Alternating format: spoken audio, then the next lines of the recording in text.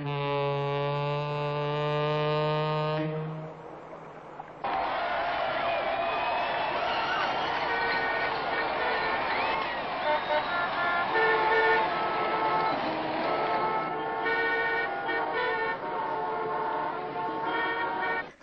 année à tous! Bonne année! Et bonne santé, hein! Bonne année! Et bonne santé! Et bonne année!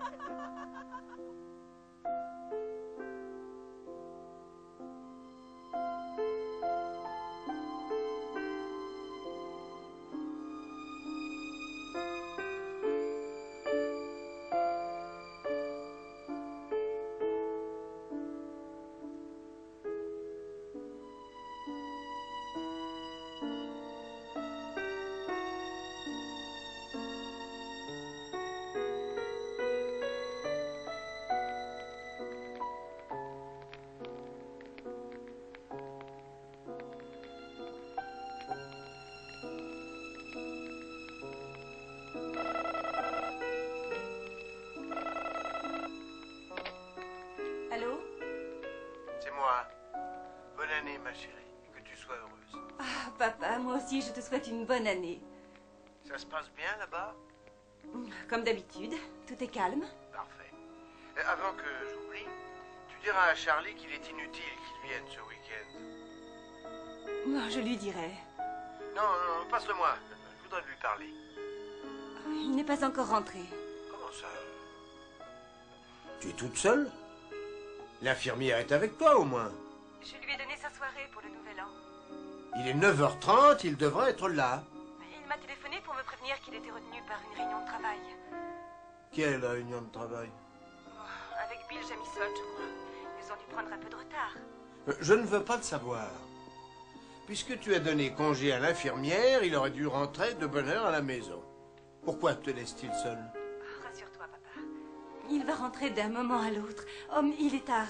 Je vais te quitter. Il faut que je me prépare pour ce soir. Et ne te fais pas de soucis pour rien. Oui, tu as raison. Je t'appellerai demain à l'heure habituelle. Passe une bonne soirée. Tu diras à ton mari qu'il me téléphone à mon bureau. Nous avons des choses à régler. Je dois te quitter.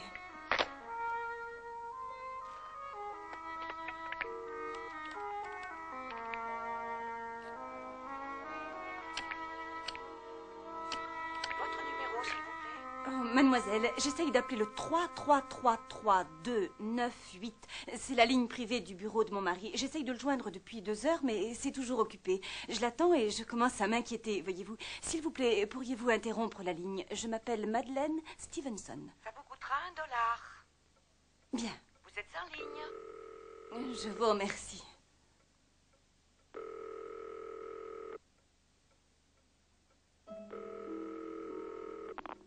Allô? Allô, monsieur Stevenson à l'appareil? Oh, allô, qui est là? C'est moi, Pal. T'es prêt pour ce soir? Oui, oui, aucun Excusez-moi, pourriez-vous raccrocher? Vous brouillez mon appel. problème. On t'a bien tout compris. Pas de panique, je rentre par la fenêtre de la cour et en 5 minutes, son sort est réglé. N'oublie pas, t'as que 10 secondes pour déconnecter le système de sécurité. T'as le code? Oui, tu me l'as donné. Tu m'as tout donné, l'adresse et le téléphone. De quoi parlez-vous? Vous m'entendez? Jack, t'as oublié le plus important. Ah oui? C'est à minuit. À minuit pile que tu dois achever la nana, à l'instant même où éclatera le feu d'artifice et que les gens se mettront à crier, au cas où elle se laisserait pas faire. Bon, j'ai bien noté. Et pour une fois, mets tes gants de velours, hein, Jack. Le client veut que ça se fasse en douceur. Il doit pas trop souffrir, seulement disparaître. C'est un sentimental. N'oublie pas les bijoux dans le coffre. Il faut que ça ait l'air d'un cambriolage. C'est très important. Oui, je sais.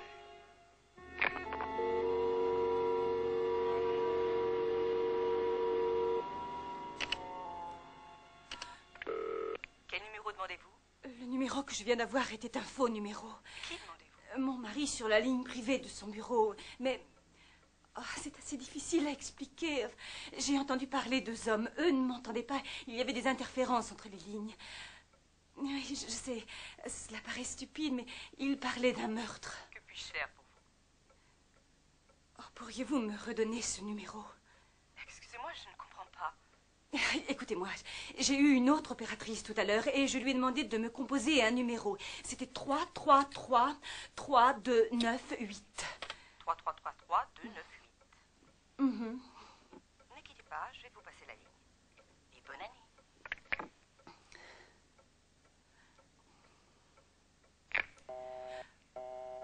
La ligne est occupée. Je sais que c'est occupé, ça fait 2 heures que j'appelle. Je veux l'autre numéro, le numéro des 2 meurtriers que j'ai entendus par erreur. Ils vont tuer quelqu'un. Vous voulez un faux numéro? Ah, écoutez, cela peut vous paraître absurde, mais une femme est en danger. Il faut retrouver ce faux numéro et le signaler à la police. Si l'on ne fait rien, une femme va mourir assassinée à minuit. Oh, aidez-moi. Mon infirmière a pris sa soirée et mon mari n'est toujours pas rentré. Votre infirmière? Ou enfin, une aide, si vous préférez. Mon cœur est très faible et je suis obligée de rester allongée dans mon lit pour éviter de le fatiguer. Appelez votre mari ou vos voisins. Mais je vous ai dit que j'avais essayé de joindre mon mari à son bureau, mais ça sonne toujours occupé. Et je ne connais pas mes voisins. Nous venons d'emménager à New York. Le couple qui s'occupe de notre maison a dû s'absenter pour la soirée. J'essaye de les joindre par l'intercom. Il n'y a aucune réponse. Je comprends, madame. Mais je ne peux malheureusement rien faire pour vous. Appelez la police.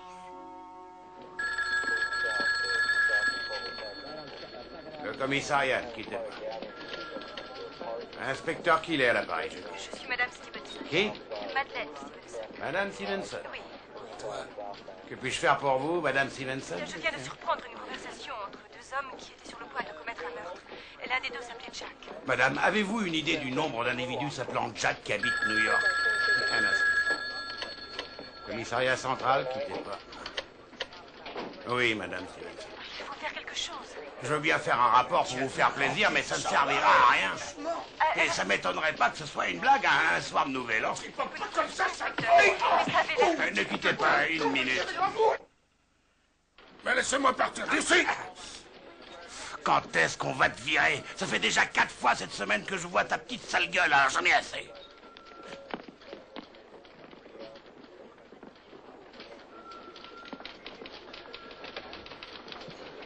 Excusez-moi, Madame Stevenson.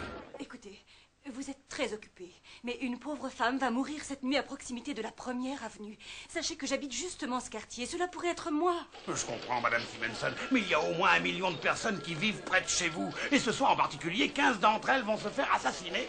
Je crois que vous n'avez pas saisi de quoi il s'agissait. Chère Madame Stevenson, je comprends parfaitement de quoi il s'agit, mais c'est le soir du Nouvel An, tous les voleurs, les assassins, les violeurs sont sortis. Mon standard n'arrête pas de clignoter comme un sapin de Noël. Rappelez-moi quand vous aurez des indices plus précis.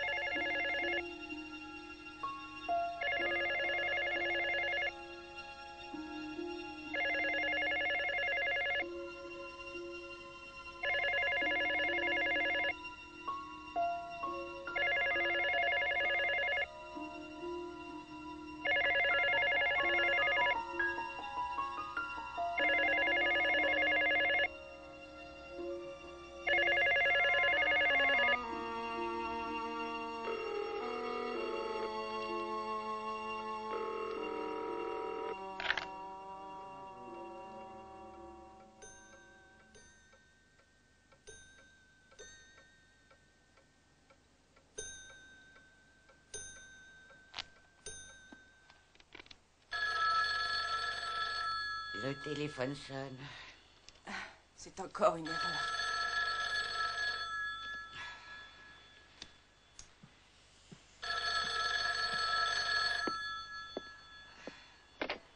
Allô? Allô, pourrais-je parler à Paula Jennings, s'il vous plaît? C'est de la part de qui? Madame Stevenson. Ne quittez pas, je l'appelle. Paula, c'est Madame Stevenson. Madame Stevenson? Oh, tu aurais dû me laisser répondre. Madame Stevenson, oh, excusez-moi de vous avoir fait attendre. Oh, je n'aurais jamais pu imaginer que vous m'appelleriez ce soir. Monsieur Stevenson n'est pas... Votre mari n'est pas encore à la maison? Oui, j'ai appelé à son bureau, ça ne répond pas. Il vous a dit où il allait? Non, il ne m'a rien dit du tout. Oh, je comprends votre inquiétude. Attendez. La dernière fois que je l'ai vu, eh bien, il quittait son bureau pour aller manger avec une jeune femme. Une femme? Et quelle femme? Oh, excusez-moi, Madame Stevenson. Oh, je ne suis pas du genre à espionner votre mari. Vous l'avez vue? Oh, bien sûr. Elle était venue ce matin au bureau, Madame Loonchild. Un nom comme ça ne s'oublie pas. Elle avait l'air très pressée de le voir. Madame vous attend, Monsieur Stevenson. Pas le temps, Paula. Bonjour, Charlie. C'est pas vrai, quelle surprise. Tu es vraiment ravissante. Viens, nous serons mieux dans mon bureau.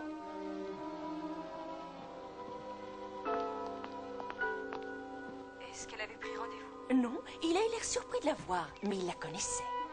Vous les avez entendus parler? Non, ils étaient dans son bureau. Ils sont d'ailleurs restés très peu de temps. Mais je sais qu'ils devaient se revoir. C'est un restaurant qui se trouve à 2 pas d'ici. Je le connais. Je te retrouverai là-bas d'ici 1 heure. D'accord. Demande qu'on te montre ma table.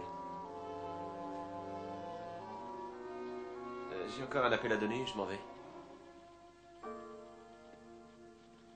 Je serai de retour tard dans l'après-midi. Il n'est pas revenu au bureau de la journée. Et il n'a même pas appelé pour avoir ses messages. Et savez-vous, il y avait 3 messages de ce monsieur Evans qui téléphone presque tous les jours depuis 1 semaine. Alors il n'est pas rentré? Madame Stevenson, vous savez qu'il est plein d'attention pour vous. Il n'y a aucune raison de vous inquiéter. Au fait, avez-vous aimé les roses blanches?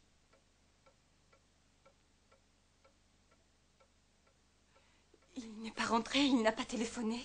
Non. Oh, maintenant, ça m'étonne. Mais qui est cette femme, dites-moi? Comment est-elle? Attendez, je réfléchis. Des cheveux bruns, assez élégantes, des traits plutôt fins. Oh, de toute façon, séduisante. Je vous remercie.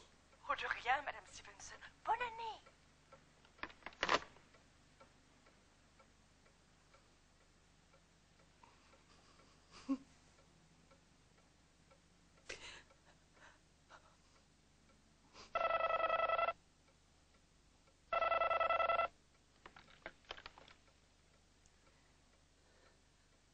Allô? Je voudrais parler à monsieur Stevenson. Il n'est pas encore rentré. De la part de qui? De Nigel Evans.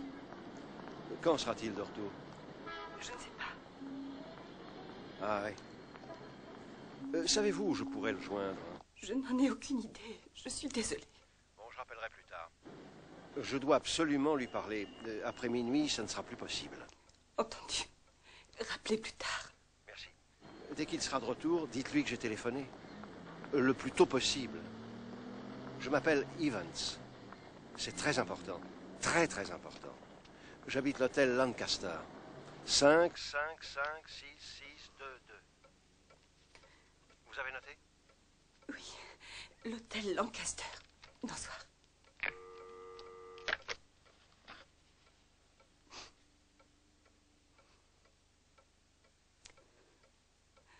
Loonchild. Loonchild. Les renseignements, j'écoute. Oui, mademoiselle. Est-ce que vous pourriez me donner le numéro des Loonchild à Manhattan? N'hésite pas à te servir. Allô? Allô? Pourrais-je parler à Madame Loonchild, s'il vous plaît? Eh, ne quittez pas. Sally, c'est pour toi, chérie. Sally. Qui est-ce? Ah ben, demande-lui. Il faut que tu passes autour. Ah, oui. Allô? Allô? Qui est-ce? Madame Moonchild. Oui, qui est à l'appareil? On ne se connaît pas, mais je crois que vous étiez avec mon mari, Charlie Stevenson, cet après-midi. Oh, oui. Comme vous le savez peut-être, il n'est pas encore rentré chez lui. Je suis très inquiète. Il n'est pas avec vous par hasard? Non, je crois qu'il y a erreur. Si vous le voyez, dites-lui que je l'attends. Je ne me sens pas très bien, j'ai besoin de lui. Je suis toute seule. Écoutez, Je vous dérange, je suis désolée. c'est moi, Sally. Sally Dodge. Sally? Madeleine, ce n'est pas du tout ce que tu crois. Ce serait trop difficile de tout expliquer maintenant. Je vais te rappeler. Alors, c'était qui? Et où t'as mis mes affaires, là? Hein? Ah, tu es parfaite. Qui a appelé? Oh, c'est le fournisseur. Je lui avais demandé de téléphoner avant de livrer les caisses de champagne. Ah, c'est ça que je cherchais.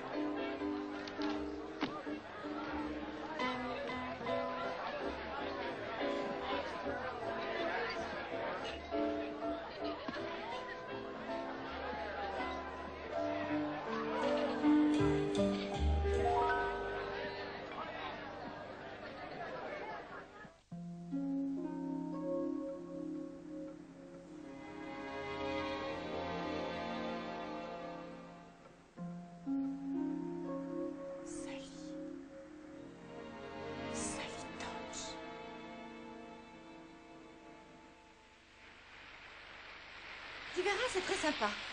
Ils viennent tous boire un verre ici. Au travail, tu ne rencontreras jamais personne. Ils sont tous trop impressionnés par ton père.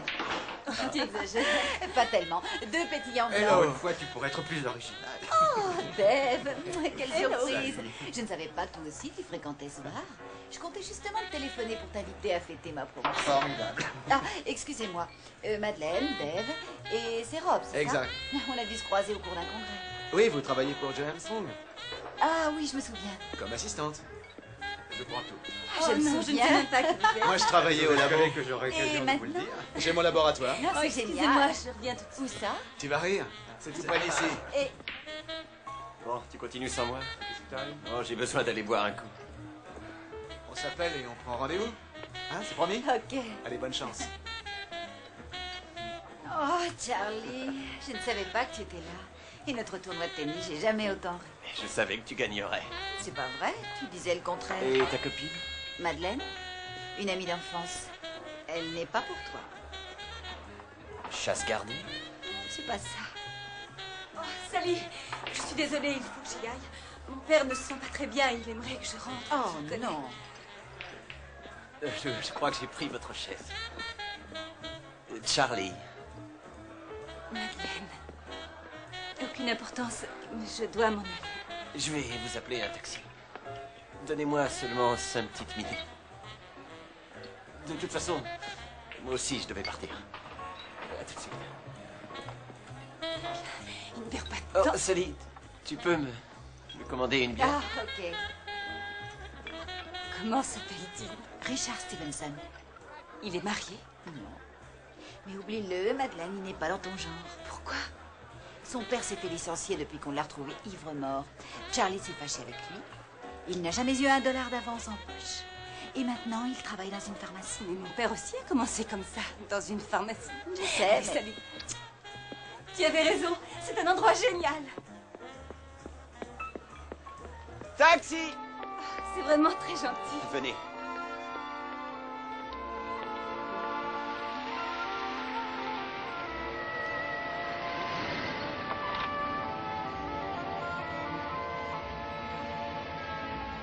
Qu'est-ce que vous faites vendredi soir? Je n'ai encore rien décidé. Je serai à 8h chez vous. Ok, bonne idée. Fermez cette portière, on va nous rentrer dedans. Et attendez, vous m'avez pas donné votre adresse. Bon, c'est pas bientôt fini. 323 avenue du Lac. Et votre nom? Coquerel, Madeleine Coquerel.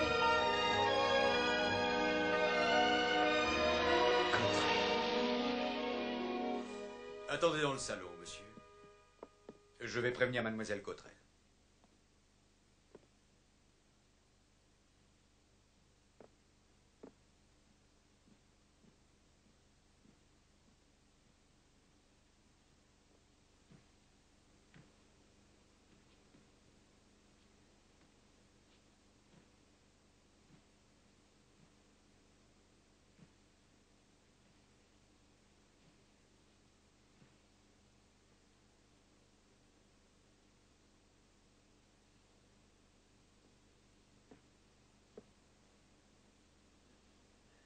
Ces pièces de collection sont fragiles. Elles sont intéressantes. Je suis Charlie Stevenson. Jim Cottrell, le père de Madeleine.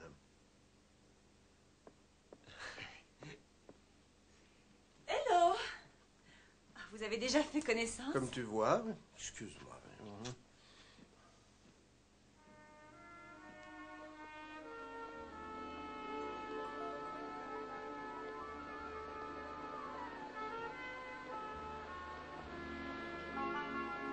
Tu as aimé le film? Moi, je l'ai trouvé très intéressant. Ah oui, moi aussi. Mais j'ai rien compris à l'histoire. Non, en fait, ce que j'ai aimé, c'est surtout la musique un peu romantique, comme dans les classiques. Et les classiques? Ouais. Mais c'était un classique. Je savais pas. J'ai rien vu. J'ai fait que te regarder.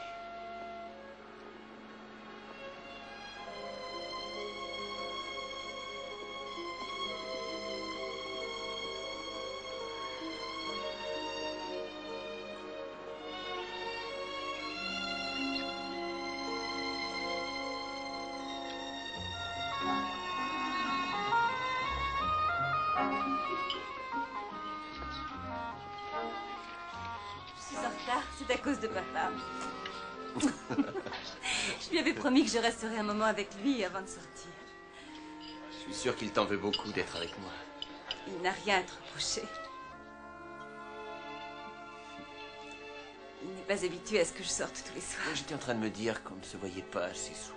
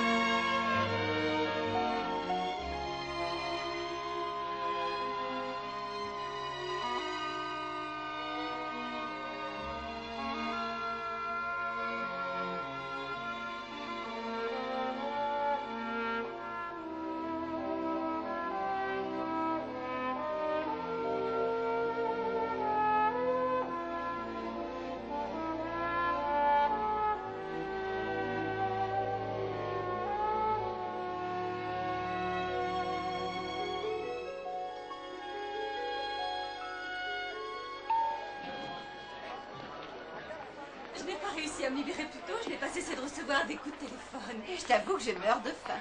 Oui, moi aussi. Mademoiselle, oui? ça vient juste d'arriver. Oh. C'est encore Charlie? Pouvez-vous les monter dans mon bureau? Oui, tout de suite. C'est lui? Eh oui. Tu vois très souvent Charlie? Taxi? Oui, tous les jours. Attends. Tu m'en veux? Non, pourquoi? Sally, dis-moi la vérité. Tout va très bien. Je sens qu'il y a quelque chose. Aucune importance. Oh, excusez-moi. Pourquoi? Je croyais sincèrement que vous n'étiez que des amis, toi et Charlie. Il devait le croire lui aussi. Je suis sûre qu'il n'a jamais voulu te faire de mal. Tout le monde n'a pas un père comme le tien.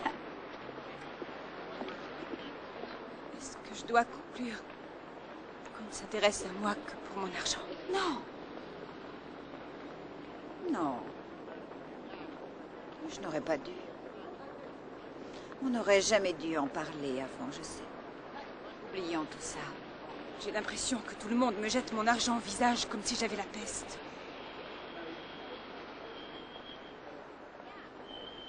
Madeleine, ne crois pas ça. Excuse-moi de t'avoir fait de la peine. Oh, pas grave, tu sais, vraiment pas. Je meurs de faim. Moi aussi. Sally, l'amour de Charlie n'a rien à voir avec l'argent. Oh non. Oh, tu le sais.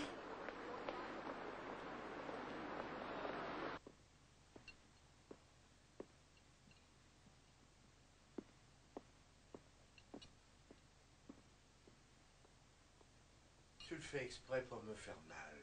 Ne sois pas injuste. Je t'ai dit que je ne partirais pas en vacances cet été pour rester avec toi. Nous reparlerons de ce Charlie dans 6 mois, si tu le vois encore. Nous allons nous marier le mois prochain.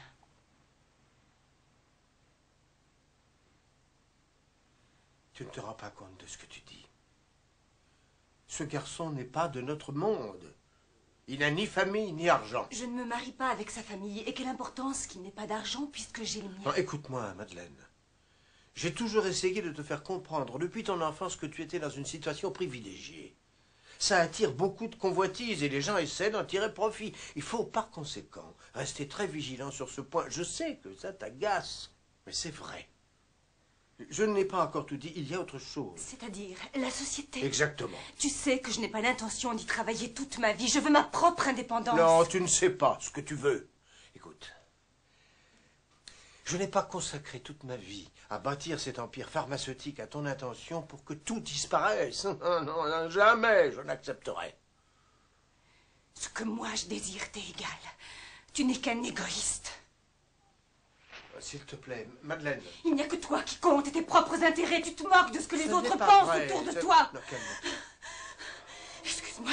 Alors, n'en parlons plus. C'est fini. Ça va s'arranger. J'ai envoyé ma fille se reposer. Où est-elle? Quelque part où elle pourra réfléchir à tête reposée. Nous pourrons discuter d'homme à homme. Je sais que vous êtes un jeune homme brillant et plein d'ambition.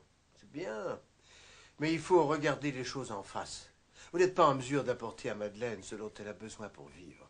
Non, oh, croyez-moi, je connais ma fille. Elle est très exigeante. Excusez-la. Je tiens à vous remercier de vos sentiments pour elle.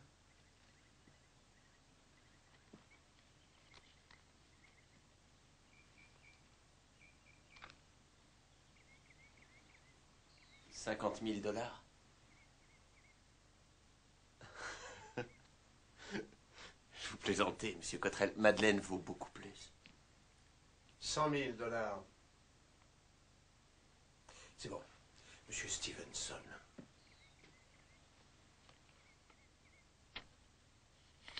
$250 000.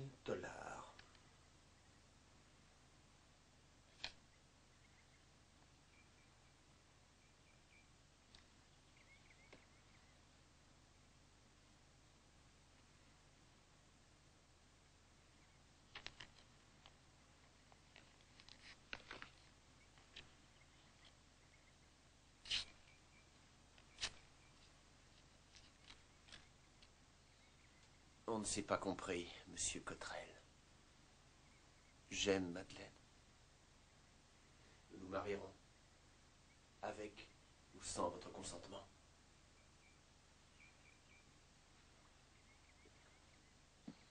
Charlie, ne partez pas. Je ne vous ai pas jugé à votre juste valeur. Je suis heureux de voir que je me suis trompé. S'il vous plaît, acceptez mes excuses. Le bonheur de ma fille est la seule préoccupation que j'ai dans la vie. J'avais prévu votre attitude. Je vous donne 1 semaine pour réfléchir. Qu'est-ce que c'est? Un accord de mariage. Si vous le signez, je retire toutes mes objections à votre union. Lisez-le attentivement. En cas de divorce, vous n'aurez pas un centime. Je n'ai pas besoin de le lire. Je signe. Non, non, merci. J'ai les miens. Je te donne cet anneau comme symbole de mon engagement. En tout lieu, en tout temps, je serai avec toi au nom de Dieu. Madeleine et Charlie se sont unis par consentement mutuel au nom de Dieu. Devant lui, ils ont joint leurs mains, en donnant et en recevant l'anneau. Je les déclare mari et femme, au nom du Père, du Fils et du Saint-Esprit. Unis l'un à l'autre, rien ni personne ne pourra les séparer. Amen. Embrassez-vous.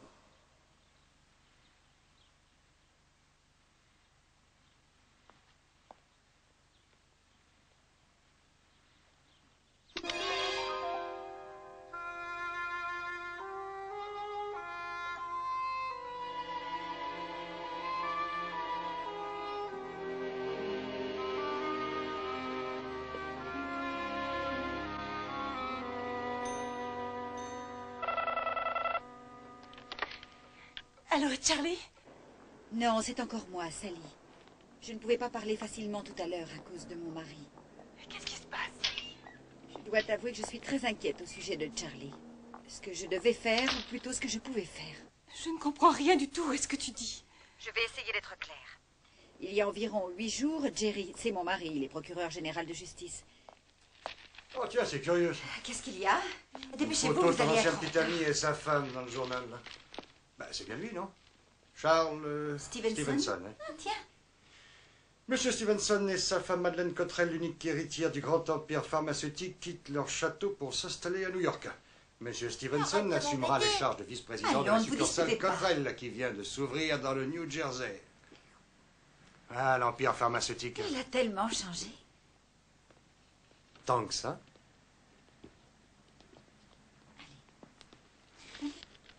Vas-y d'abord. Tu gardes l'article? Une affaire en cours au palais. Ma petite fille est boudeuse. Jerry, Sally? en quoi est-ce que Charlie peut-il intéresser la justice? Pas lui Explique-moi. directement, disons que nous sommes sur une bonne piste. Il serait impliqué dans une affaire?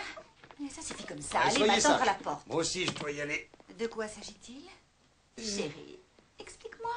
Tu es beaucoup trop curieuse. Bon, je dois partir, j'ai un rendez-vous urgent. Soyez bien sages à l'école, les enfants. On est juste à l'heure. Je prends. Allô? C'est moi, Joe. Qu'y a-t-il? Du nouveau dans l'affaire. Parfait. On devrait pouvoir. Attends une seconde. Bonne journée, les enfants. À ce soir. Et pour Stevenson? Ouais, ça devrait pouvoir marcher. C'est le moment de passer à l'offensive. Après, il serait trop tard. Préviens Risner. 500 000, ça suffira. En coupure de $100. Toutes marquées. Jeudi soir, à 9h pile, à la sortie nord du métro de la 117e rue. Salut.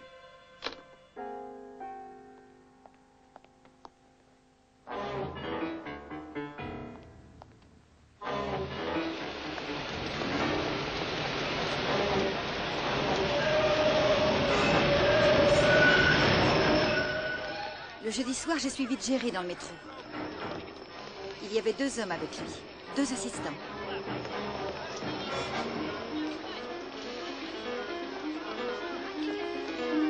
Ils sont sortis à Harlem. Ils sont montés dans une voiture à l'arrêt. Ils ont attendu face à un immeuble abandonné.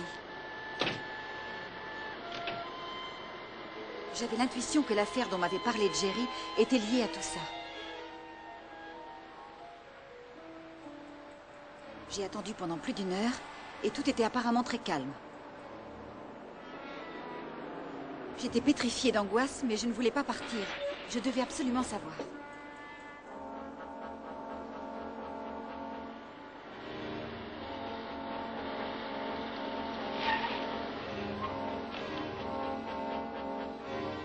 Puis un homme en gabardine est arrivé en taxi. Il portait un attaché-caisse à la main. Il est entré dans l'immeuble abandonné.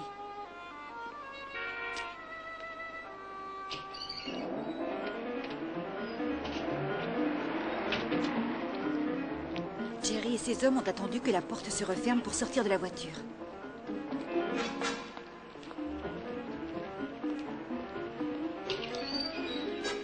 Il régnait une drôle d'atmosphère. Ils sont sortis une demi-heure plus tard.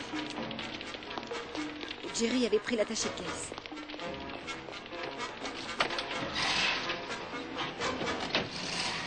Madeleine, à mon avis, cet homme est pris. Il va se passer quelque chose de terrible. S'il vous plaît, 3 dernières minutes. C'est pas vrai. Pourtant, j'en avais. Madeleine, tu es toujours là? Oui, mais qu'est-ce que toute cette histoire a à faire avec Charlie? J'ai essayé de comprendre. Figure-toi. Je suis allée le voir pour cette raison.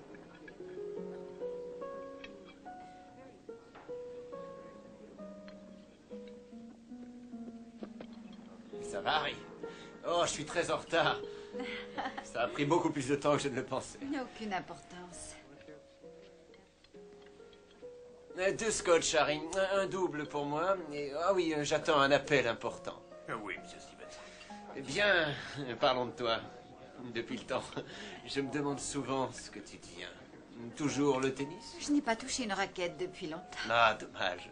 En travaillant, tu serais devenu professionnel. Je suis surprise que tu t'en souviennes. Ah, comment oublier? Je t'ai toujours admiré. Les scotch, monsieur Stevens.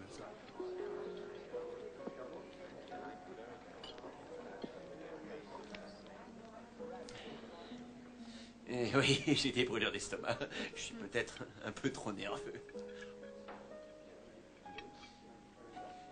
Je lève mon verre à l'ex-championne de tennis. Ça me fait plaisir de te retrouver. En fait, je voulais te parler de quelque chose qui te concerne directement.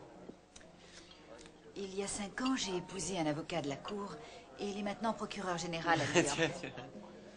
Eh bien, vois-tu, il y a 3 jours dans le journal, il a repéré une photo de toi, il l'a découpée au moment de ta nomination comme vice-président. Ah, je craque. Un autre verre, s'il vous plaît, Harry. Félicite-moi pour ma promotion. En réalité, il y a très peu de vice-présidents. Un poste plein de gloire, mais inutile. Des centaines et des centaines de lettres transitent par mon bureau avant d'être mises directement au panier. Je ne voudrais pas t'inquiéter, seulement mon mari est spécialisé dans les cas... On vous demande. Excuse-moi, mais ça ne sera pas long. Cette fois, c'est vrai. Tout ça est incroyable. Charlie n'est pas réapparu à table. Il est en mauvaise posture. Et comment le sais-tu? Écoute, Madeleine, ce n'est pas le moment de discuter. Jerry m'attend avec nos invités. Bon, cette nuit sera décisive. Charlie est directement concerné. Et un autre homme, un certain Evans, c'est Nigel Evans. Et puis le vieux bâtiment en ruine. Oui, à Harlem. Tout a brûlé cet après-midi. La police a arrêté 3 hommes, mais Evans a réussi à s'échapper. Qu'est-ce que cet homme a à voir avec Charlie? Tout ce que je sais, c'est que la société de ton père est aussi impliquée. C'est absurde tout ça. N'oublie pas que mon mari est spécialisé dans les affaires de drogue. De drogue! Sally?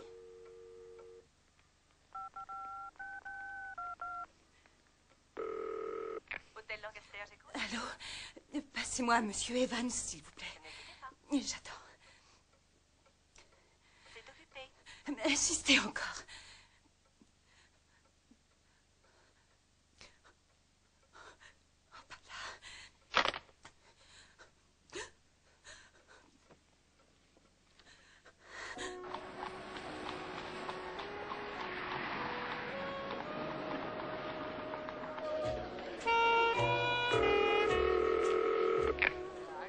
Cabinet du docteur Levin.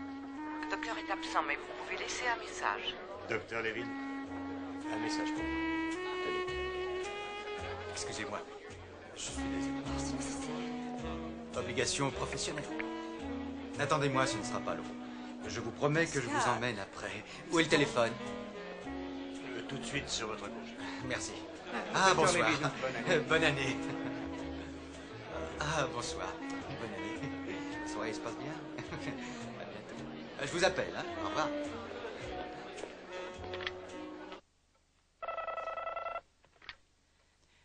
Oui. Madame Stevenson, docteur Levin. Oh, docteur Levin, je vous attendais. Oh, j'ai tellement de mal à respirer, j'ai la poitrine en feu. Je ne peux pas rester ainsi, vous devez absolument venir.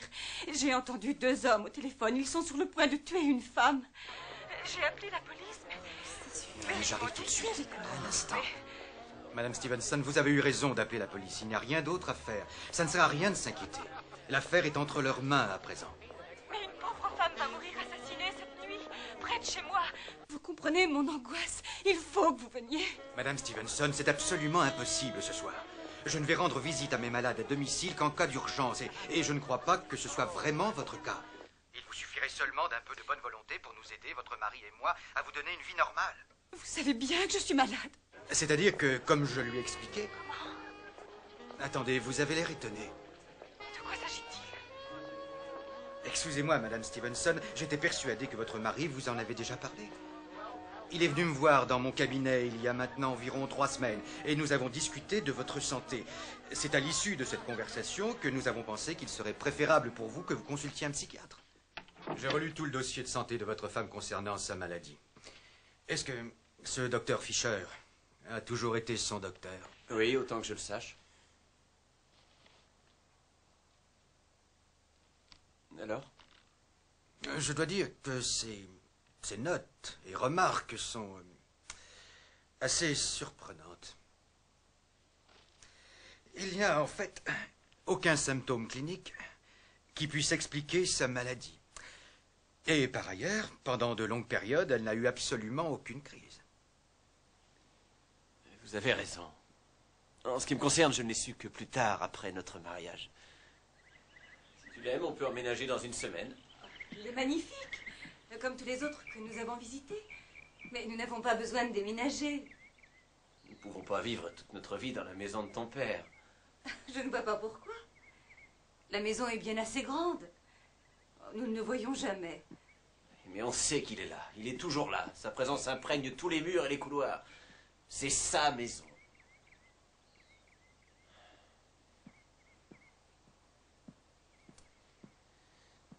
Écoute, je sais à quel point tu es attaché à lui, mais il faut apprendre à construire notre propre vie. J'ai rencontré Joss Ferguson hier. Il va sûrement m'engager.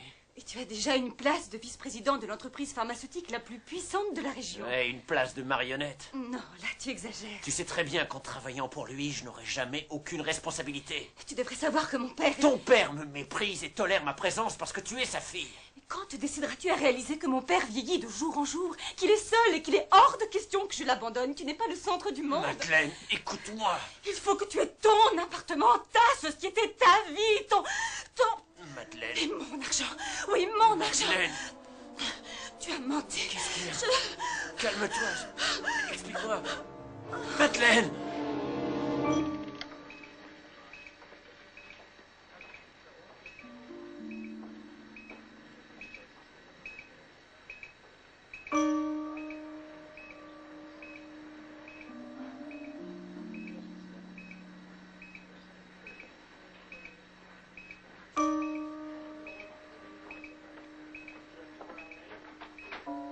Je le laisse entrer? Non.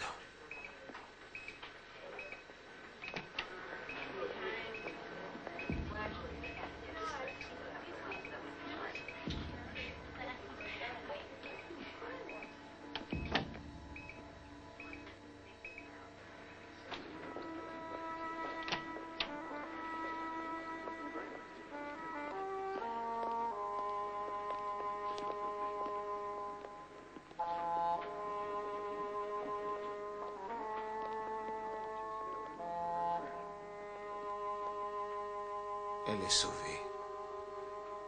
Sauvée.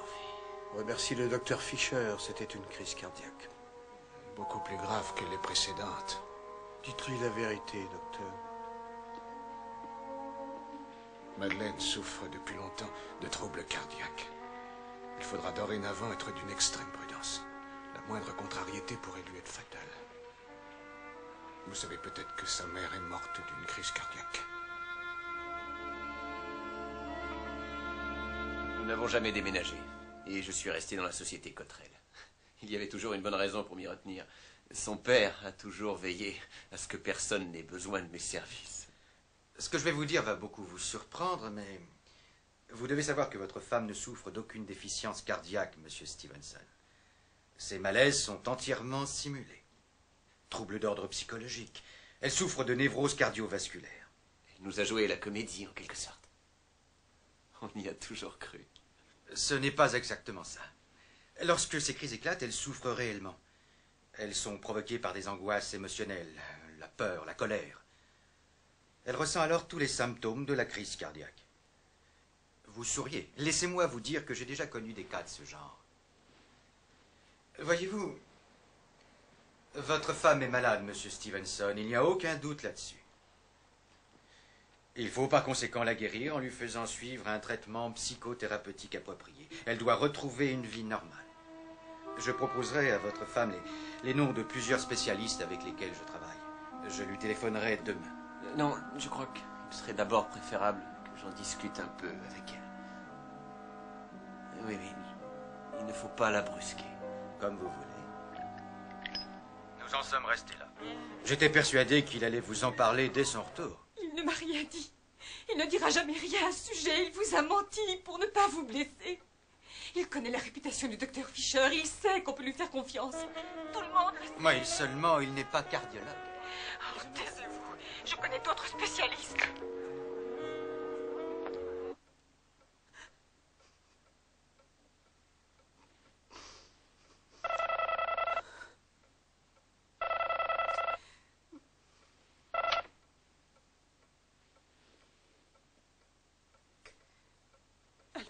Madame Madeleine Stevenson?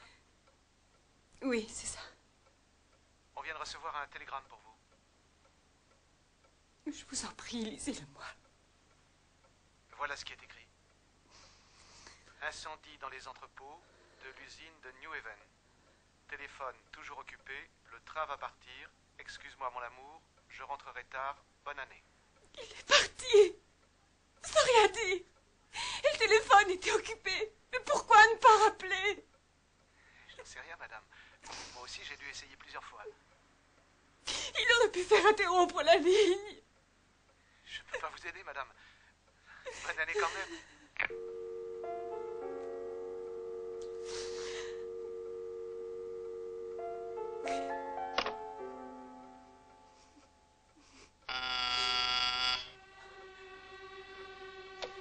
Que voulez-vous?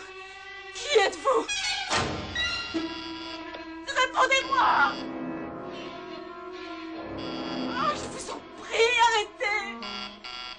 Je ne peux pas bouger. Je suis très malade.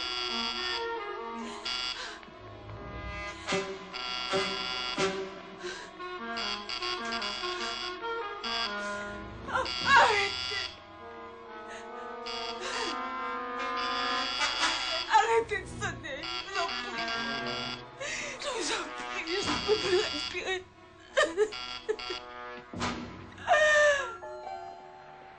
Non, inspecteur, je ne sais pas vraiment ce qui se passe. On a sonné chez moi sans me répondre.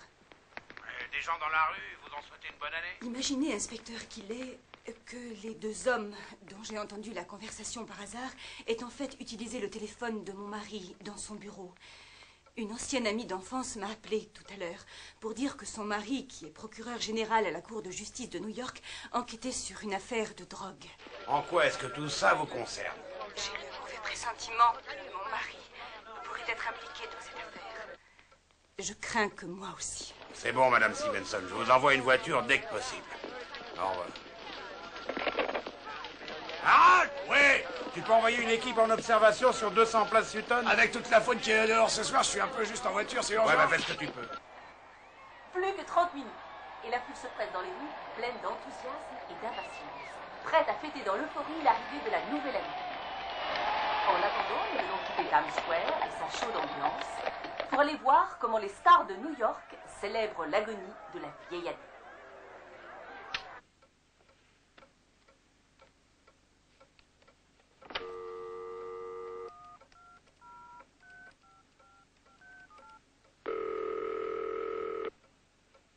Service de sécurité des laboratoires Cottrell, j'écoute. Allô, s'il vous plaît, pouvez-vous me passer Monsieur Stevenson? Il n'y a plus personne à l'usine? Rappelez mardi matin. Oh, je crois que vous faites erreur. Je suis la femme de Monsieur Stevenson. Il vient juste de me prévenir qu'il allait voir le feu. Quel feu? Rien n'a été signalé depuis que je suis arrivé. À 2h cet après-midi. Vous devez vous tromper. Non, j'ai fermé les bureaux à 7h. Et personne n'est entré depuis. Votre mari n'est pas là, Madame Stevenson? Bonne année quand même.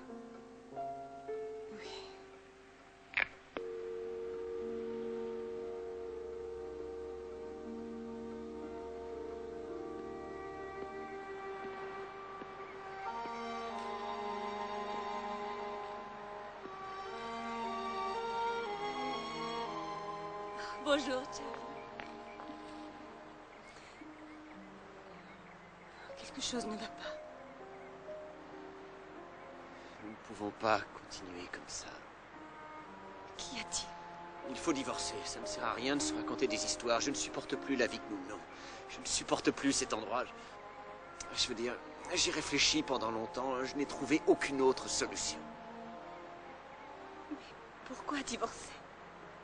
Une autre femme? Non, nous en avons déjà discuté des dizaines de fois. Écoute, Madeleine, tu sais bien que je t'aime toujours. Je crois que tu le sais, seulement je dois partir. C'est ma faute. J'ai refusé d'admettre la vérité, même si je comprenais tes sentiments. Il n'est peut-être pas trop tard. On va aller s'installer ailleurs, à l'autre bout de la ville, n'importe où tu en as envie. Tu sais très bien où je veux aller vivre, à New York. J'ai toujours rêvé d'y aller depuis que je suis gosse. Ce sera maintenant ou jamais. Alors allons à New York.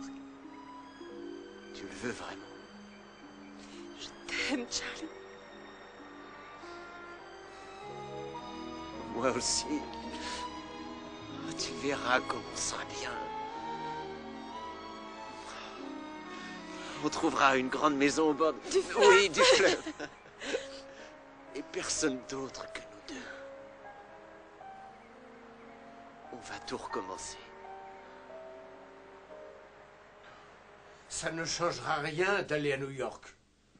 La seule chose qui va changer, c'est que je ne pourrai plus te protéger.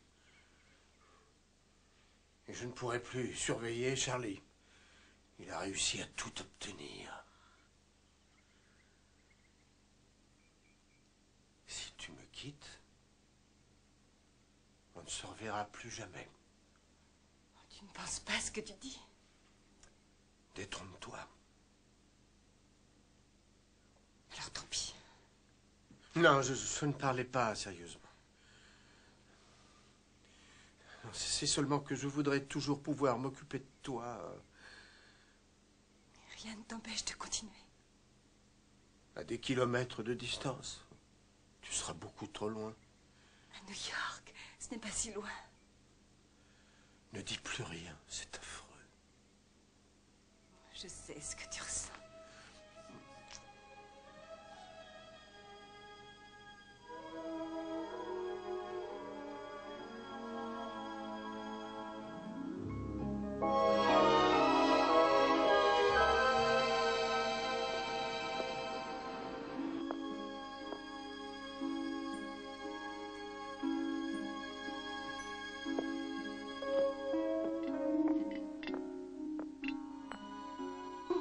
Ça sent délicieusement bon.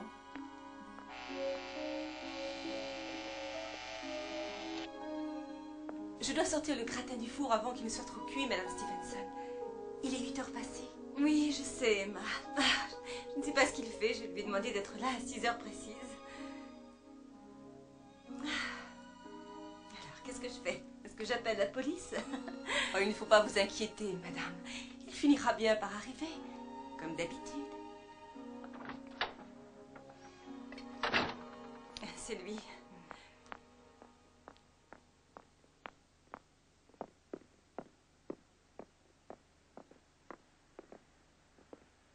Je commençais déjà à m'inquiéter. Quelle élégance! Oh, tu trouves? Viens t'asseoir. Alors, qu'en dis-tu? C'est beau, non? On peut manger si tu veux. Oh, je suis désolé, mon amour. J'ai un dîner d'affaires en ville que je ne peux annuler. Je suis juste passé pour pouvoir changer de chemise. Exceptionnellement, je risque de rentrer assez tard, alors ne m'attends pas. Oh, chérie, pourtant ce matin, je t'ai demandé de garder la soirée pour nous deux. Excusez-moi. Nous n'avons pas encore dîné en tête-à-tête depuis notre arrivée à New York. C'est un peu dommage. Oui, vrai. Je t'avoue que j'avais oublié. Dis-moi, Je vais y aller pour donner ces documents et je vais seulement boire un verre. J'annulerai le dîner et je serai de retour dans 1 heure. D'accord? Dans 1 heure ou 2. Je serai pas long. Je te le promets. Bien sûr.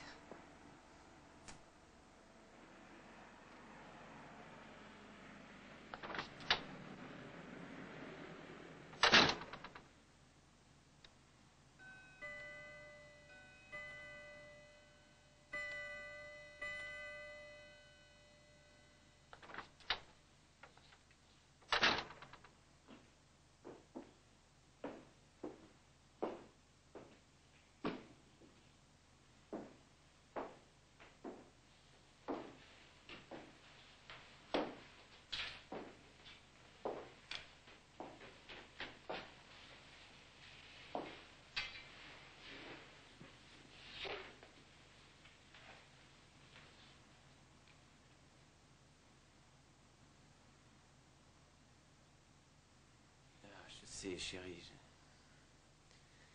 J'avais oublié un dossier important au bureau. Et j'en avais absolument besoin pour demain matin. J'ai un autre rendez-vous.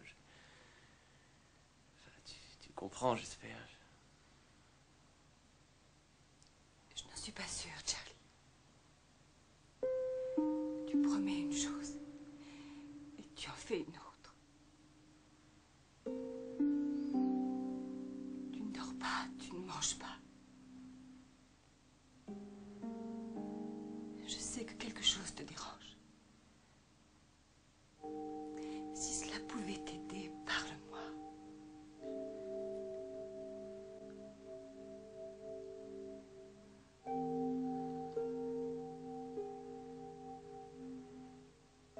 Non, c'est uniquement... Tu sais ce que c'est. Le travail. La fatigue. C'est difficile de s'intégrer à une nouvelle société. Tu comprends? Il faut aussi former une autre équipe. Bientôt, tout ça devrait aller beaucoup mieux. C'est sûr, il n'y a rien d'autre. Je te le dirai.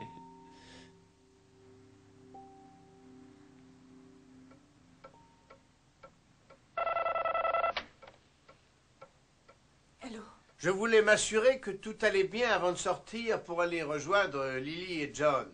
Tout irait bien sans le téléphone. Que se passe-t-il? Rien d'important. Des interférences sur ma ligne. 2 hommes qui parlaient d'un assassinat. Tu habites dans une ville de fous. Je t'avais prévenu, tu aurais dû m'écouter. Charlie est rentré, je suppose, à l'heure qu'il est. Vous allez fêter la nouvelle année? Bien sûr. Nous avons prévu une petite soirée entre amis. C'est parfait. Amusez-vous bien. Charlie est un brave garçon. Je regrette d'avoir été aussi injuste à son égard. Bon, bonne soirée à tous et tous mes meilleurs vœux de bonheur. Je t'embrasse, papa.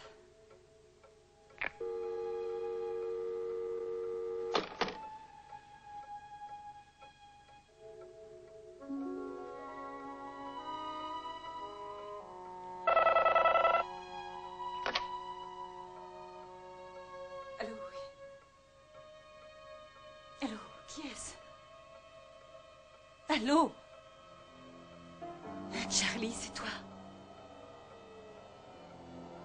Allô, qui est là?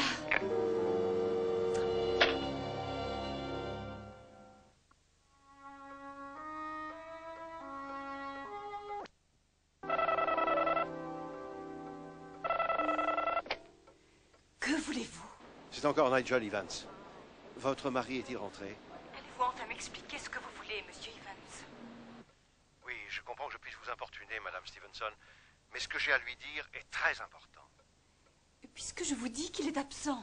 Dites-lui de ma part que le vieil immeuble de Harlem a été détruit cet après-midi. Je l'ai vu. Et Monsieur Diaz a été interpellé. En d'autres termes, on n'a plus besoin d'argent. Diaz? Qui est Diaz? Quel argent? Et je me suis laissé emporter. J'avais oublié que vous n'étiez pas au courant. Mais de quoi?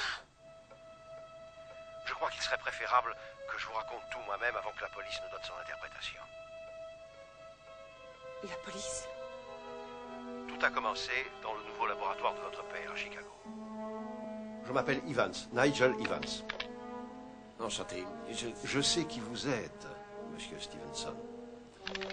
Vous êtes... Le gendre de monsieur Cottrell. J'allais dire vice-président de la société. Et c'est exact. Beaucoup moins intéressant que ce que vous faites.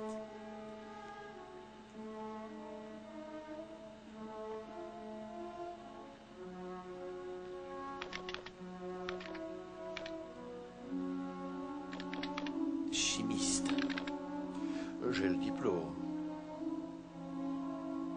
Mais je ne suis qu'un simple manipulateur. Je n'en dirai pas autant de l'équipe qui travaille dans vos laboratoires de recherche et d'expérimentation.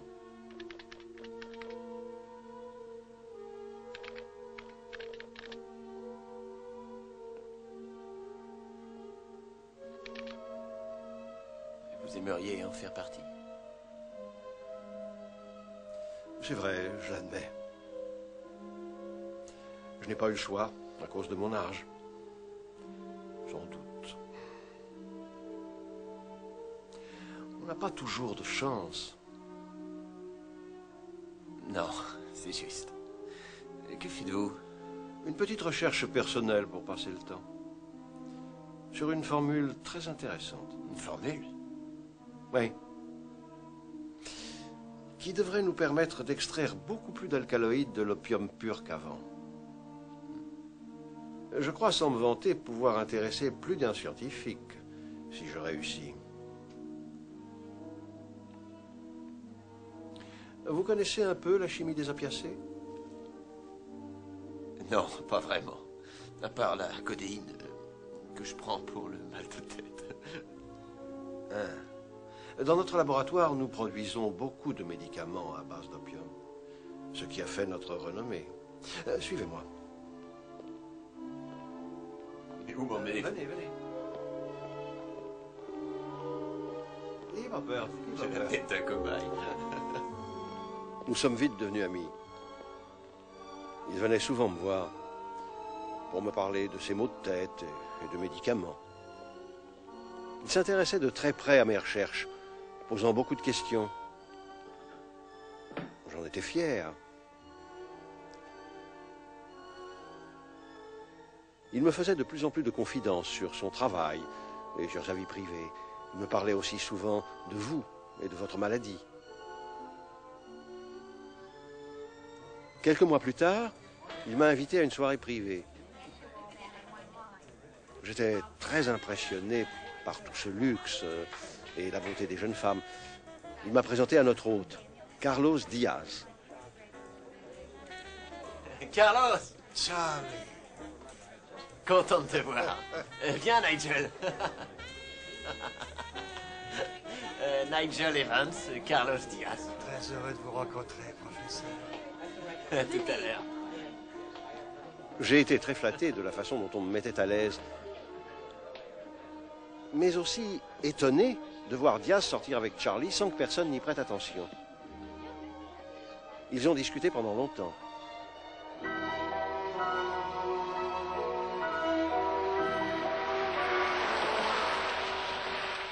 Il a fait bonne impression sur Carlos Diaz. Ça m'étonnerait, il ne m'a pas adressé la parole. Moi, je lui ai beaucoup parlé de toi et de ta place dans la société. Moi? Non, il ne faut pas exagérer. Pas du tout. Et Monsieur Diaz est très content de savoir qui tu es. Qui ça, moi? Le gardien des secrets de notre laboratoire, de ses formules et de ses inventions. Et réfléchis. Oui, je dois admettre que j'ai des responsabilités. Plus que ça, personne n'a le droit à l'erreur quand on manipule des secrets. Pourquoi erreur? Et ne pas faire le bon dosage, un peu trop. Ou pas assez. Ah, oui. Oui, trop peut entraîner la mort. Pas assez. La fortune. J'aurais dû feindre l'ignorance par honnêteté. Mais je dois avouer que je cherchais depuis longtemps à améliorer mon salaire. Il y avait peut-être là une solution. Monsieur Diaz serait prêt à acheter 50 000 $ cash les 5 grammes d'alcaloïdes. C'est beaucoup. Il est vrai que il peut ensuite les transformer en héroïne et gagner 100 000 $. Tu connais les prix du marché? Je me suis déjà un peu renseigné sur ce sujet. Tout a très bien commencé. Charlie avait vu juste. Chaque semaine, je détournais 5 grammes d'alcaloïde d'opium que je remplaçais par un dérivé chimique. Il allait le vendre à M. Diaz et nous partagions les gains. J'étais riche. Le secret du monde. Un peu de poudre blanche. Surprenant, n'est-ce pas?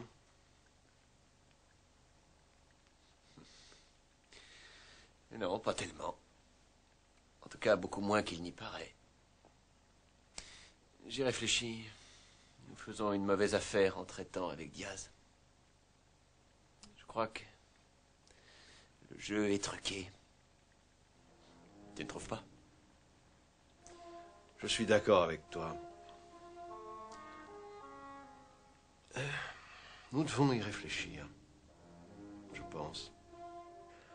En moi-même, je sentais qu'on allait un peu trop loin. Mais comment résister au pouvoir de l'argent? Quelques mois plus tard, ils ne peuvent pas m'envoyer dans le New Jersey. C'est impossible. J'ai toujours travaillé ici. À moins qu'ils n'aient des soupçons. Non, aucun, je peux te l'assurer. 60 employés seront déplacés vers ce laboratoire. C'est l'occasion ou jamais pour nous d'agrandir le réseau. Et comme dirait mon cher beau-père dans les affaires, si tu ne t'agrandis pas, tu dois disparaître. Et Diaz? Je ne lui ai jamais fait confiance. Ton déplacement nous donnera un excellent argument pour rompre définitivement toute relation avec lui. Et s'il nous retrouve? Non. New York est une grande ville. D'ailleurs, j'ai bien l'intention d'aller m'y installer. Et ta femme? Je sais comment la convaincre. Enfin.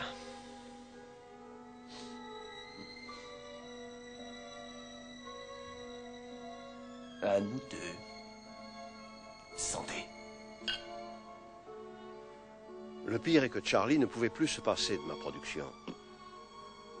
Il se servait lui-même, mon stock s'épuisait beaucoup plus vite qu'il n'aurait dû. Je faisais semblant de ne rien voir, pour ne pas l'humilier. Pourquoi en est-il arrivé là? Je n'arrive pas à y croire. Quelque chose ne va pas, Madame Stevenson? Oh mon Dieu.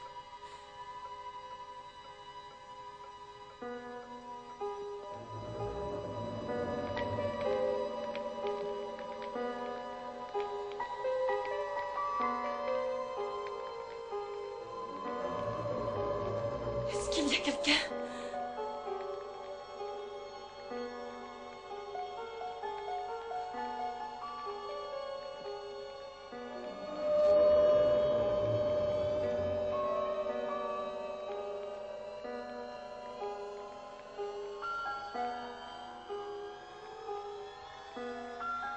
Qui êtes-vous?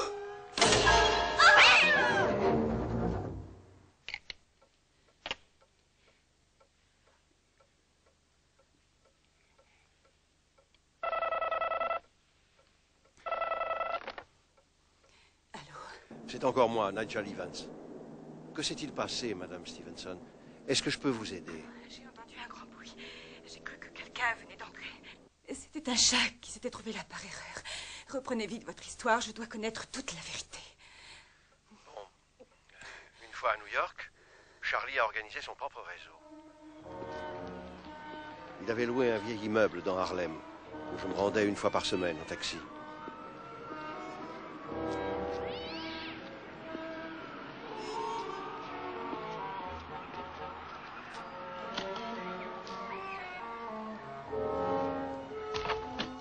Effectivement, sans l'intermédiaire de Diaz, on gagnait 2 fois plus.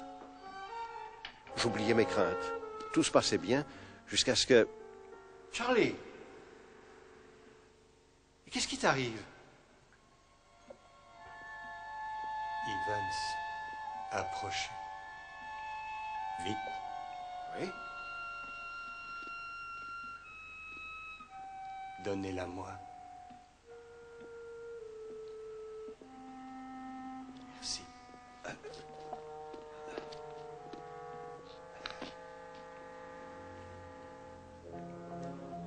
Il faudra que tu m'expliques, Charlie. Je n'arrive pas à croire que tu aies investi $1 demi-million dans cette affaire minable. $1 demi-million? Ah non, pardon. Non, beaucoup moins.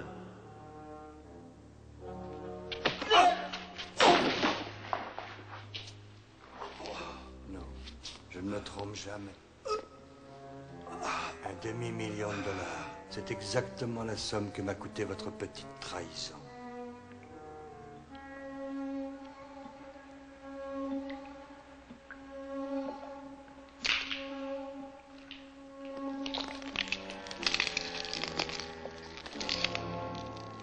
Qu'est-ce que vous voulez?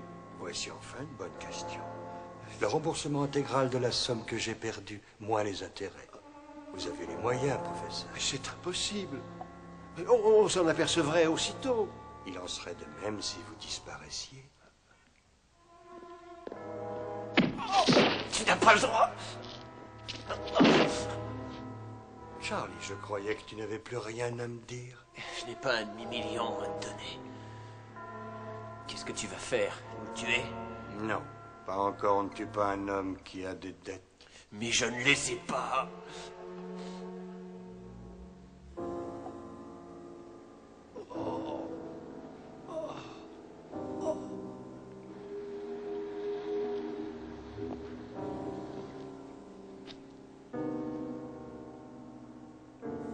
Tu paieras. Ton beau-père est en possession d'une immense fortune industrielle. Oui. Ta femme est son héritière. Leur argent ne m'appartiendra jamais. Sinon, pourquoi en avoir cherché ailleurs?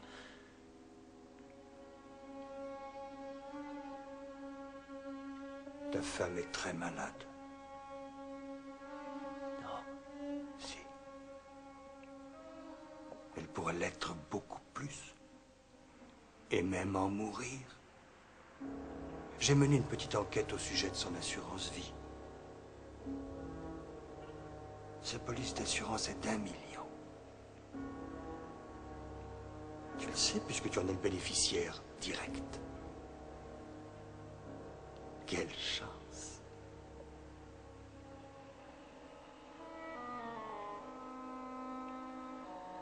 Tu as compris? Oui.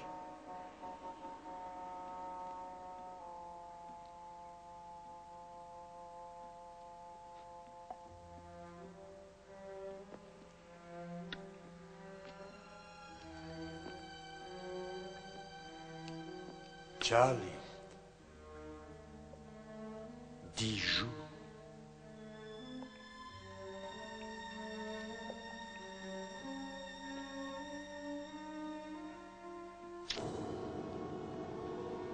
Et aujourd'hui, c'est le 10e jour. Aujourd'hui? J'essaie de joindre votre mari pour lui dire qu'il n'a plus besoin de trouver l'argent. Diaz a été arrêté cet après-midi. La police est intervenue.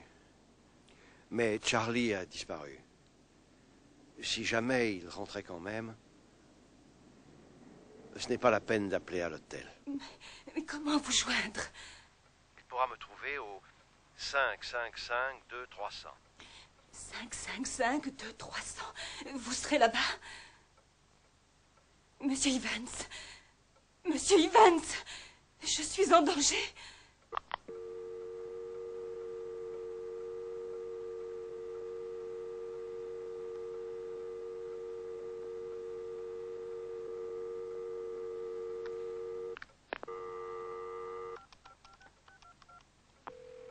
Hôtel Lancaster? Oui, monsieur Evans, s'il vous plaît. Désolé, il a quitté l'hôtel. Je viens juste de lui parler. Il a réglé sa note il y a 1 heure. Au revoir et bonne année.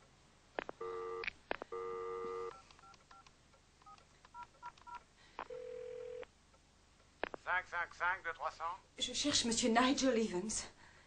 Je vais voir s'il est là. Ah non, personne de ce nom.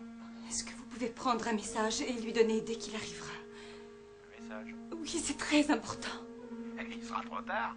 Mais il a donné ce numéro, le 555-2300. Ouais, c'est bien ça. Quel est ce numéro? La morgue, madame.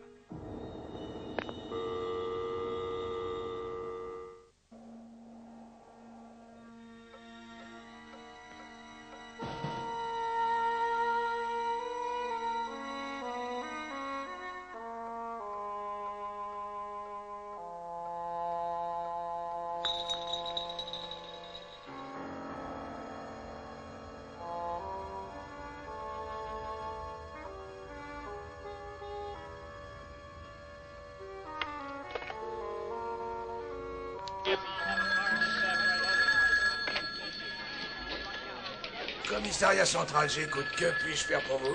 Je dois appeler l'inspecteur Tillet, c'est urgent. Il a quitté son bureau il y a 3 minutes, mais laissez-lui un message. Ne quittez pas. C'est urgent. Commissariat central, ne quittez pas. Donnez-moi votre nom et vos coordonnées. L'inspecteur vous rappellera à son retour. Je m'appelle Madame Stevenson. Quelqu'un essaie d'entrer dans la maison. Je suis au 200 de la place Sutton. Je lui ai déjà téléphoné à 2 reprises. S'il est au courant, il a déjà pris ses dispositions.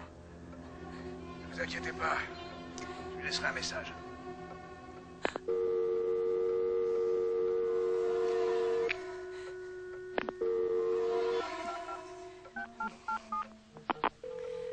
Hôpital Bellevue, service des infirmières chez Croûte. Je voudrais parler à Marie Gellhardt, s'il vous plaît, c'est urgent. Quel est votre problème? Le problème? Je suis immobilisée dans mon lit sans pouvoir sortir. Je suis toute seule et j'ai peur. Je ne connais personne d'autre qui puisse m'aider. Quel est le docteur qui vous envoie? Oh, aucun docteur. Marie travaille à mon service à mi-temps depuis 3 mois. Je comprends. Marie Gellhardt n'est pas en service ce soir. Mais ne quittez pas, je vais appeler sa remplaçante.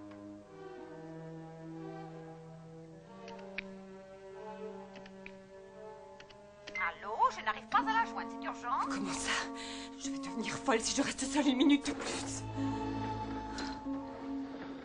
Je vais essayer un autre service. Ne quittez pas, s'il vous plaît.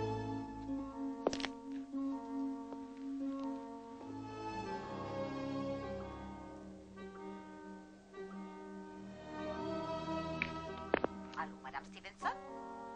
Madame Stevenson, vous êtes là? Allô? Qu'est-ce que c'est? Quoi? Clic.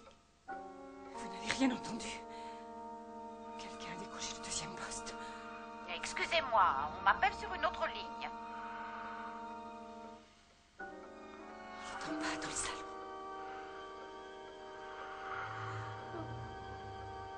Il nous écoute. Je l'entends respirer.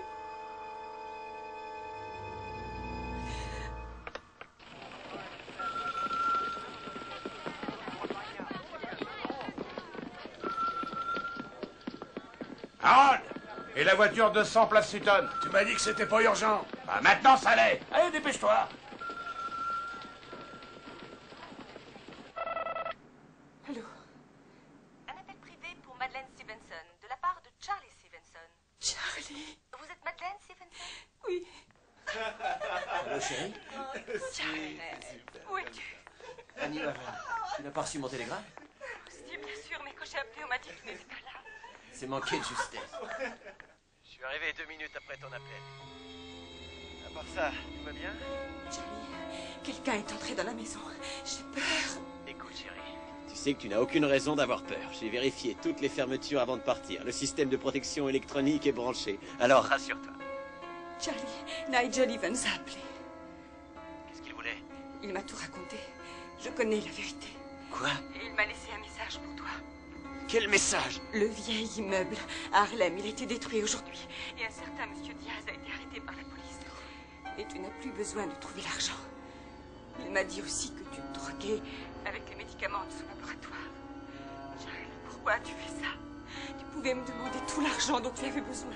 Encore maintenant, s'il n'est pas trop tard. J'ai tellement honte de mon égoïsme. Je craignais que tu ne t'intéresses qu'à mon argent. Et tout ce qui m'appartient est à toi. Charlie.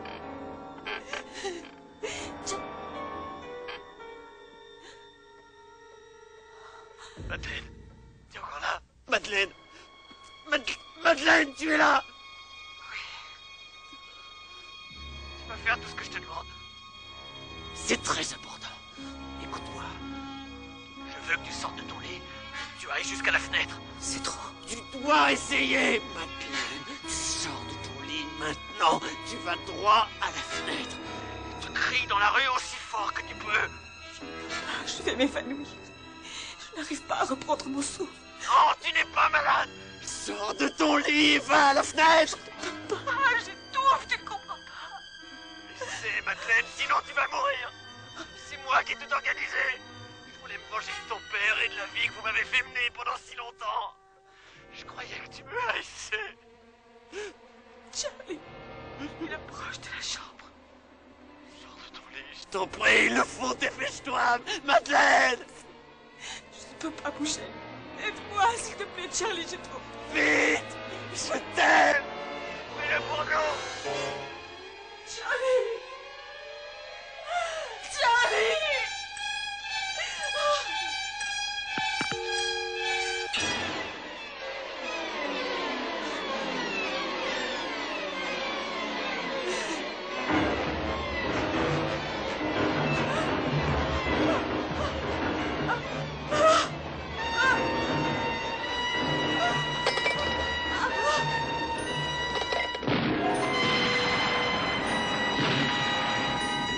Madeleine! Madeleine! Vous devez payer 2,50 $ pour les 3 dernières minutes. Merci.